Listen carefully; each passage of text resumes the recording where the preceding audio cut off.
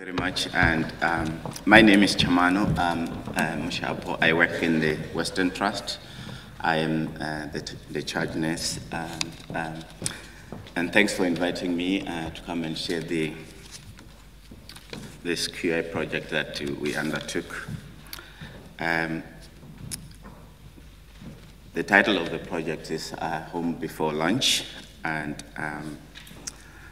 I will basically use the famous frame from Richard Benson that says, just keep it simple. So, so the background of the ward is it's a general medical ward that has a lot of specialties that go through. It's endocrine, rheumatology, gastroenterology, neurology, and general. So there's a whole range of consultant teams that comes through our doors. The rationale for doing this project was to improve patient and carers' experience, reduce delays and waits which do not add value to patient care, and improve patient flow between our ward and AMU and ED. So most of our patients come through the acute medical assessment unit. So if the process or the flow between ourselves and the AMU it's good, then it will definitely improve flow between AMU and ED. And the other aspect was to increase the number of patients discharged before lunchtime. So we actually then get the baseline data before we started the project, and our baseline data was over 12 weeks. And we realized that it was only 11% of the patients that we were discharging were going home before lunchtime. So on average, it was like 1.5 patients per week were discharged before lunch. So this is what then informed us to formulate the project aim. And then we said we wanted to increase the number of patients discharged before 1 p.m. from 1.5 to 4 per week by September 2018. So in terms of the changes that we needed to do, we then engaged the team and agreed on a whole set of measures of what we needed to do to see if that will improve what we're trying to do. Because when you are doing a QI, you have a vision and you set the strategy, but at the end you have to look back and see it actually achieved what you intend to achieve. So these are the things that we really agreed that we would do.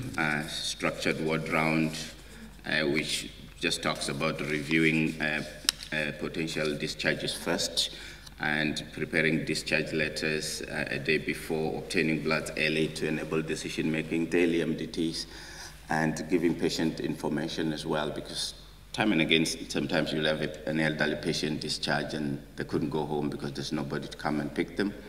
Or you want to send them home in an ambulance, but there's nobody home, they don't have the keys. So small things like that. So if there was a communication with the family that we intend to discharge your mommy tomorrow, then the families would make arrangements for that there will be somebody home. So there were very basic things that we have done. This is just a driver diagram that we just, keep us focused on what we needed to do and the changes that we intended to introduce. And the PDSA is just, all the changes that we intended to do. But I think on the PDSA itself, like Katrina was saying, she gave a very practical example of what her daughter has done. When you talk about the PDSA cycle, sometimes people talk about these big things because the QI language within healthcare is new, although other organizations might have embraced it many years ago. But it's very basic things that we do every day, We have just recently moved into a new ward that has, it's like a 3-section in one. And each section has a dock where when you're doing your meals, you have to move the trolley and plug it in and then give the meals. So we are only there 2 weeks, and the girls came to me and said, this is taking forever to give these meals. And I said to them, so what do you want to do? They said, well, we just maybe use 2 of these. I said, well, then try it and see if it works. So they did the 3 docks, and write the time it took them. They did 2, they did 1, and out of that, then they came up with what works for them. You know, it started off with doing a 3, and it was taking 20 minutes. They went to 2, it took 10 minutes, and they went into just using one station and worked from there, and it only took 5 minutes. So I said to them, so which one do we go for? They said, we go for the 5 minutes one. I said, that's fine. So it's all about looking at the way we do things, because I think we are always trying to look at how we get things improved, but we don't actually question the way we are doing things. You know, so I think we should time and again look at the processes and see whether it's actually working for us or not. It may have worked somewhere else, but it might not work for you. So how we collected the data, we just used the system that we have called Alamac. So we were just plotting or entering the number of patients that we managed to discharge before 1 o'clock. Over a 20-week period, then we had a 24% of our patient discharge before 1 p.m. That was an improvement from the baseline. So on average, we're discharging 5 patients per week. That was way above the target that we've set of 4.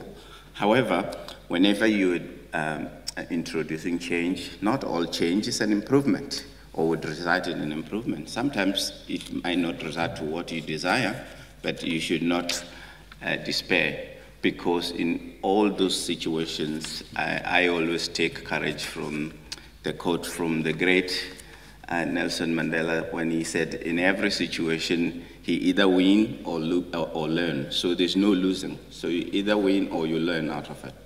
So if it doesn't work, think about something else. So this is just a run chart to depict all those PDSA when we introduce them and the effect of them. So next step to our QI is just to embed the practice until culture change. As you all know, to change culture takes a long time, and sometimes you might think things have improved or changed, and if you declare victory too soon, and people just roll back to the old ways. So we just need to keep insisting and making sure that things are done the way we thought it worked for us.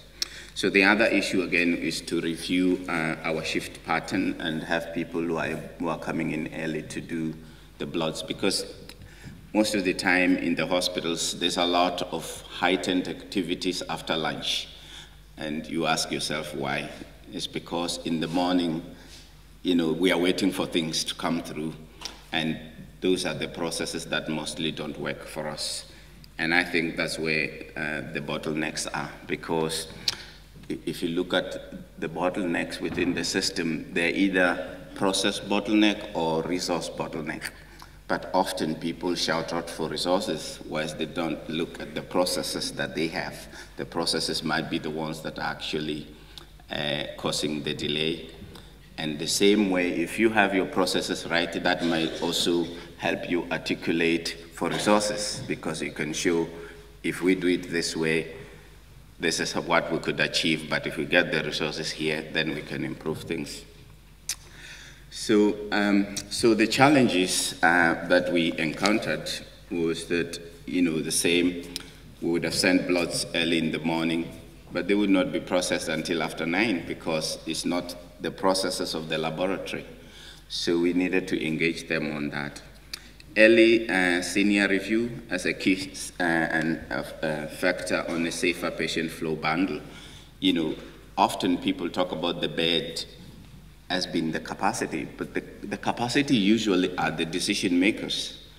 And often when the decision makers are not there, decisions don't get taken. And we know, as we work in the ward, that if you have the senior colleagues in the ward, decision will be taken and people will be discharged, and then you will have the flow that we all desire and the targets that we have in ED, that those who wants to come in then can come in, whilst the ones in the hospital are coming out in a timely fashion. The other thing is about keeping the momentum going, and and the IT skills. I must confess I was challenged in doing this, and I had to get my daughter to help me in some of these things. So the comment I have here is about, the organizations that we work in, that they need to adopt a growth mindset and develop capability and capacity within the organization. And I was happy that the Chief Nursing Officer touched on that in terms of developing a capability within the organization.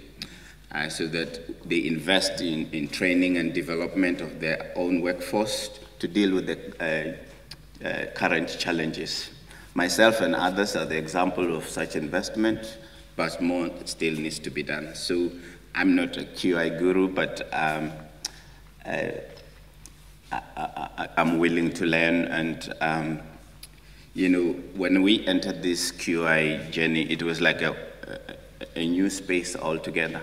But it made me look at things in a different way. Every time there's a challenge in my work area, I always pulled my methodologies and the heart to look at things from the QI point of view, and the methodologies that we could use to help the situation.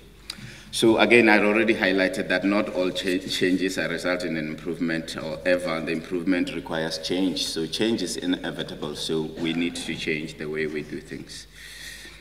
So yeah, that's basically me. And thank you very much for listening.